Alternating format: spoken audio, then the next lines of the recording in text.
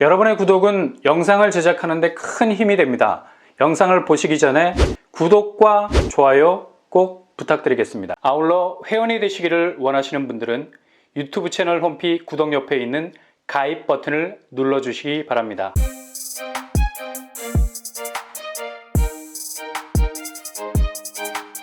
안녕하세요. 범바람 먹독방입니다. 2023년 서울 분양가가 평균 10억을 돌파를 했습니다.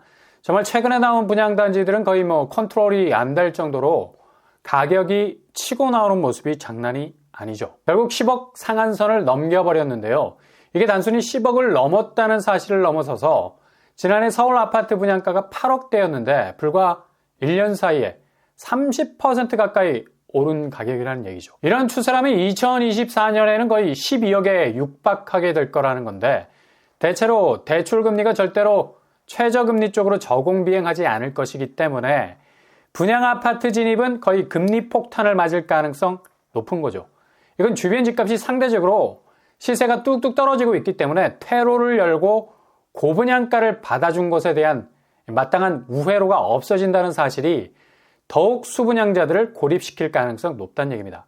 이렇게 되면 결국 서울에서 집을 사려면 소득을 한 푼도 안 쓰고 거의 15년 이상을 모아야 가능할 수 있다는 결론이 나오죠. PIR 15. 수치적으로는 이게 감소한 지표라고 하는데 체감적으로는 더욱 올라선 느낌이 들 수밖에 없는 건 그만큼 주변 구축 매매가가 상당히 급격한 추세로 떨어지고 있기 때문입니다. 서울 아파트 값이 위기감이 느껴질 정도로 자고 일어나면 낙폭이 갈수록 두꺼워지는 상황이 계속 진행이 되고 있는데요. 특히 노도강의 열세는 거의 시간이 갈수록 더해지고 있고요. 이렇게 서울 비강남권 그리고 외곽 지역의 하락세가 갈수록 집값 레이스에서 뒤로 처진다는 건 앞으로 서울 전체 집값 추이가 올해로 넘어오면서 엄청난 변화의 중심에 서 있을 거라는 상징이 될 수가 있는데, 노도강 작년 연말에 이르면서 서울 집값의 약세의 아이콘으로 언급이 됐었죠. 상반기에는 갭2들이 저렴한 가격으로 들어가서 높게 치고 나올 수 있는 이른바 갭2의 성지라는 이름까지 달고 있었는데, 상황이 이렇게 급변하니까 다시 떡락의 지표로 계속해서 조리돌림 당하고 있는 게 사실이죠. 무슨 동네북도 아니고. 아무튼 노원구는 서울에서 거래가 가장 많은 곳이기도 한데, 여기는 주로 소형으로 돌리고를 계속했던 곳이어서 그만큼 회전율에 불이 날 지경으로 바빴던 곳이기도 하죠. 지금 거래량 보세요. 거의 11월은 155건으로 끝날 것 같죠. 12월은 더욱 심각한 상황, 83건으로 날아가고 있습니다. 이 정도로 지금 노원구 너마저 라는 말이 나올 정도로 거래가 얼어붙고 있는 상황이죠.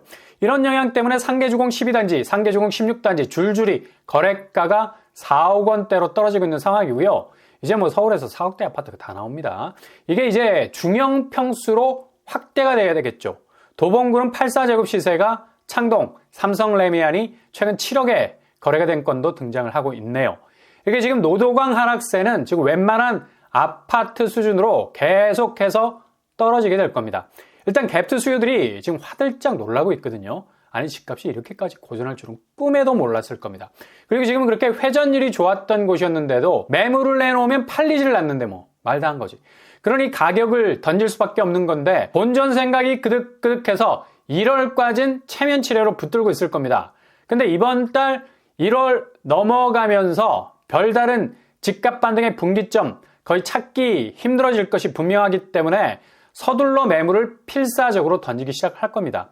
이때도 절대 물면 안 되죠. 그래도 기본 상승분을 녹인 가격대로 끝자리를 포기하지 않으려고 계속해서 접점을 찾으려고 딜을 치려 하기 때문에 이 수준에서도 그렇게 크게 떨어진 가격대가 아닐 수가 있습니다. 착시 현상을 항상 조심을 해야 된다는 얘기죠. 그래서 1월이 넘어가기 전에 본격 완전히 백기를 든 가격대가 등장을 하기 시작을 할 건데, 이때부터 거의 정신없이 지금의 하락은 하락도 아니라는 것을 절감할 만큼 집값은 나락으로 갈 가능성 많다는 얘기입니다.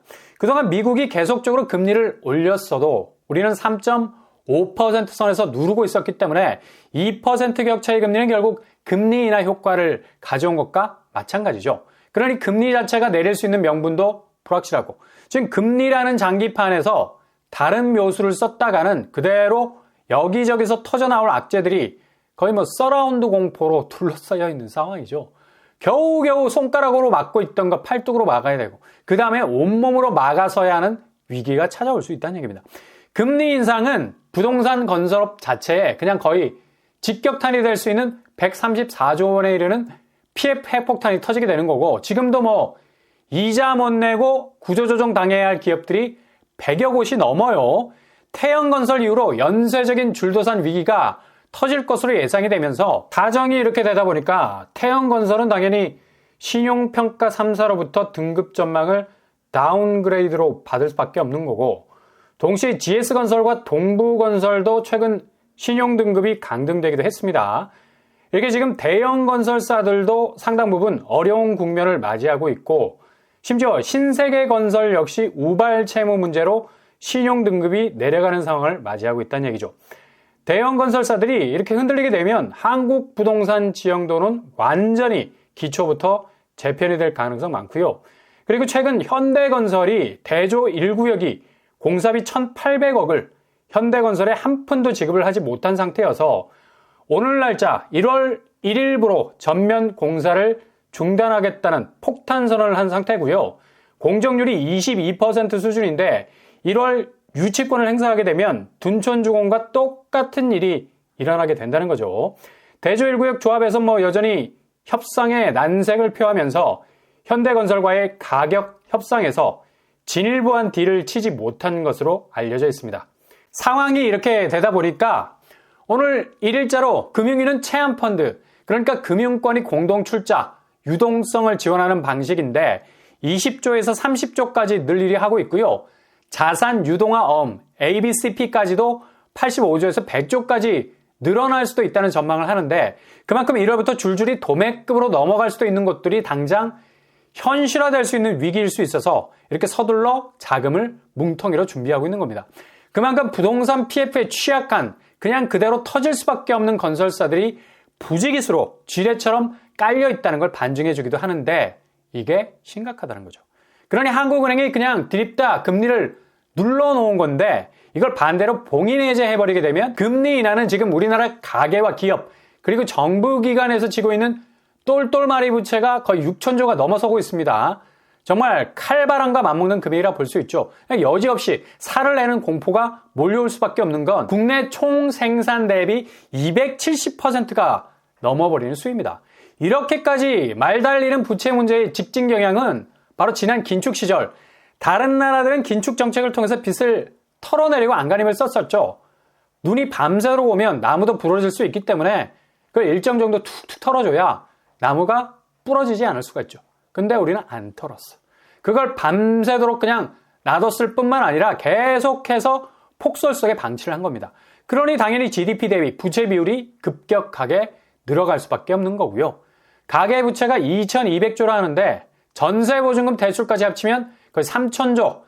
빚파이, 이건 뭐 먹지도 못하는 파이죠. 아니 일단 한 입 베어물면 그대로 뒤로 넘어갈 수 있는 빚의 규모, 빚파이가 급속도로 증가했다는 겁니다.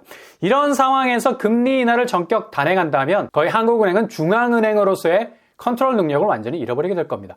비스 자료에 따르면 OECD 31개국 총부채 비율은 올해 2022년 긴축의 해로 허리띠를 졸라맸던 국가 대부분이 빚 규모를 줄이고 있었는데, 우리는 도리어 엄청나게 늘려버리는 반대 궤적을 열심히 달리고 있었어요.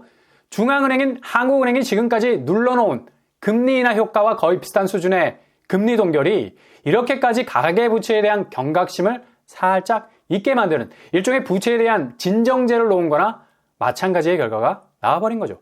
이런 시점에서 다시 내년에 미국 기준금리가 내려온다 해서 한국은행이 기준금리 인하 카드를 만지작거린다는 거는 거의 뭐 국가 존립 자체를 위협하게 만드는 천문학적인 빚 문제가 대한민국의 가장 중심에 서게 되는 위기를 자초하게 될 겁니다. 그러니 금리 문제가 모든 부동산 문제를 해결해 줄 거라는 생각이 얼마나 순진한 생각인가를 볼 수 있는 대목이죠. 이런 분위기가 쎄하게 돌아가는 거 이제 뭐 집주인들이 더 잘 알고 있다는 거고, 노도강이 현재 가장 빠르게 집값이 식어가는 가격 태그를 붙이고 서로 빠져나오려는 심각한 눈치 작전 벌이고 있는 것 이상으로 지금 경기권 아마 가장 심각하게 집값이 빠지고 있는 상황이죠. 2주일 단위로 끊어보면 이제 뭐 1, 2주 상간에 빠졌던 집값 두께가 엄청나게 두꺼워지고 있다는 걸 볼 수가 있습니다. 미사역 호반 서밋 한 방에 5억 7천이 빠지고 있어요. 36% 하락이죠. 수원시도 동요하고 있고요. 5억 1천만 원 하락. 용인시도 뭐 한 방에 빠지는 파이가 정말 굵직한 걸 볼 수가 있습니다. 4억 8천 하락. 그리고 김포 역시도 약세장 이어가고 있습니다. 대부분 경기권 아파트들은 3억대에서 4억대로 그리고 5억대로 건너갈 정도로 엄청나게 낙폭의 두께가 두꺼워지고 있는 걸 볼 수가 있습니다. 경기권이 이를 낼 공산이 크죠. 반토막 수준은 이제 상식이 될 정도로 대부분의 아파트 하락세에서 볼 수 있을 정도로 심각한 하락세 보일 겁니다. 인천도 마찬가지고요. 송도 쪽 하락세 굉장히 심각하게 보이죠. 여기도 5억 이상 빠지는 곳이 흔할 정도입니다. 이렇게 인천 경기는 아마 이번 하락장에서 선두를 리딩하는 쌍두마차가 될 것으로 보이고요. 이렇게 노도강의 하락세와 동반해서 올해 1월에는 기록적인 반토막 거래의 잔상을 다시 재현할 정도로 거침없는 횡보를 보여줄 것으로 보입니다. 지방은 부산이 압도적이죠. 수영구, 연제구 중심으로 이제 뭐 6억 가까이 빠지고 있어요. 여기 아파트들은 이미 반토막 이상으로 집값이 떨어졌고요. 부산이 이렇게 집값이 요동치는 이유는 바로 그만큼 비정상적으로 집값이 지방치고는 너무 고점까지 치고 올라가는 경향을 보였기 때문입니다.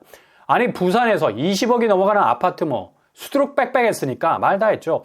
지방에서 이렇게 고점을 치기 시작하면 이후 하락장은 땅바닥에 떨어지는 고통이 맨 땅에 헤딩을 해야 될 만큼 머리가 깨질 정도 아플 수밖에 없는 거죠. 울산 역시도 3억 가까이 빠지는 곳들이 남구, 동구를 중심으로 슬슬 시동을 걸기 시작했습니다. 문수로 2차, 울산, 지웰 등등. 이번 하락장은 단순한 부동산 사이클상에서 나타나는 하락세 아니죠. 그냥 세대가 변했고 시대도 변했고 집에 대한 개념이 출산율 저하로 말미암아 완전히 급변하고 있는 시점과 맞물려 있기 때문에 이젠 정말 한국 부동산 버블이 그동안 꺼진다 했는데 그동안은 뭐 예열의 시간이었고 본격적으로 그 저점의 시장을 향해서 달려가는 와중에 있는 겁니다. 대구도 보세요. 정말 장난이 아니죠. 수성구, 달서구 서로 간에 핑퐁 게임을 하듯이 주거니 받거니 집값 하락이 이제 뭐 5억에 다다를 정도로 떨어지는 곳도 등장을 하고요. 이젠 40% 선을 넘어서는 가격 저지선도 무너지고 있습니다. 버머 SK, 월드마크 웨스트 등등. 아마 대구는 분양 물량이 그동안 너무나 많았고 막 던지는 신축 아파트 분양가 여파로 매매 시장은 거의 절단이 날 가능성 아주 높습니다. 특히 수성구 쪽 신축 아파트 경우는 뭐 미분양 사태도 많았기 때문에 분양 성적 참패로 인한 부동산 시장의 지형도 변화는 급격하게 진행이 될 것으로 보입니다. 자, 이렇게 지금 상황이 급박하게 돌아가는 것 쓱 한번 훑어봐도 지금 서울 분양가가 10억에 나온다는 것 자체, 이 애시당초 정말 지금 부동산 정서상 말이 안 되는 가격대라는 걸 확실하게 알 수가 있는 대목이고요. 그러니 고분양가 받아주는 일도 되도록 지양하셔야 되겠습니다. 본인 자금 이상으로 오버하게 되면 이게 그냥 오버로 끝나는 게 아니라 정말 인생 게임 오버가 될 수가 있어요. 우리 인생 꽃길만 걸어야 될 사람들인데 그 길이 정말 험난한 가시밭길 되면 똑같은 삶을 사는 삶의 질이 이렇게 급격하게 차이가 벌어질 수가 있다니 얼마나 억울할 수 있겠습니까? 그러니 더욱 디테일하게 잘 살피셔야 되겠습니다. 이런 의미에서 이번 달에 시작되는 곳들 사전 청약이죠. 뉴홈 한번 체크를 해보시되 푸르지오에서 공사를 맡아서 브랜드 네임이 붙게 되는 곳, 분양가가 지금 민간 분양에서 나오는 곳과는 좀 격차가 있습니다. 바로 대방동 군부지인데요.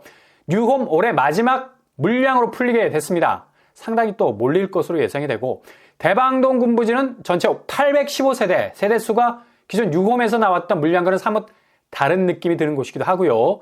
푸르지오 브랜드를 달고 있고 서울인데도 70% 이상을 공원으로 조성한다는 계획도 있습니다. 일단 분양가 포인트, 입지 대비 수방사보다 1억 싸지만 이 비역세권이라 조금은 애매한 면이 있어요. 대방동 군부지는 5구제곱 7억대, 8사제곱 10억대가 넘게 나왔어요. 일단 지금 미친 듯이 쏟아지고 있는 14억이 넘어가는 아파트들 감당이 불감당이라 접근 자체가 안 되는 데 비해서 분양가는 좀 상대적으로 낮아 보이지만 본청약이 6년 후 2030년, 입주가 2033년 정말 까마득하죠. 이걸 리스크가 될 수 있습니다. 이후 추정 분양가가 확정 분양가 더 올릴 수가 있고요. 일단 공급 세대 수가 많은 점은 그런 좀 이점은 있어요. 이걸 리스크가 될 수 있고요. 이후 추정 분양가에서 확정 분양가로 변경이 될 때 가격이 더 치고 올라갈 수 있는 가능성 있겠습니다.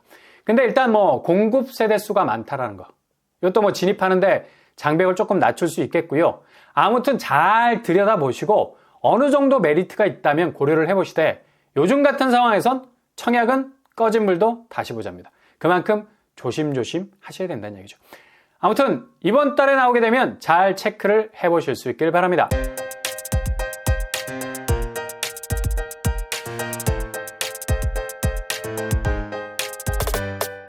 오늘의 부동산 캐릭터, 지금 분양가가 정말 장난 아닌 게 이거 그냥 그대로 받아주게 되면 이후에 금리 폭탄뿐만 아니라 집값 폭탄까지 맞을 수 있는 가능성이 엿보인다는 얘기죠.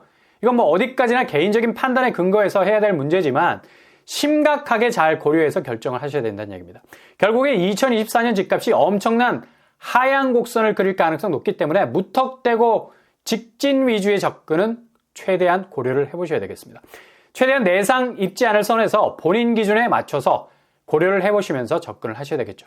매매 시장 집값은 완전히 올 한 해 패러다임의 전환이 일어나게 될 것으로 보입니다. 오늘도 응원합니다. 여러분의 길이 꽃길만 되실 수 있길 바랍니다.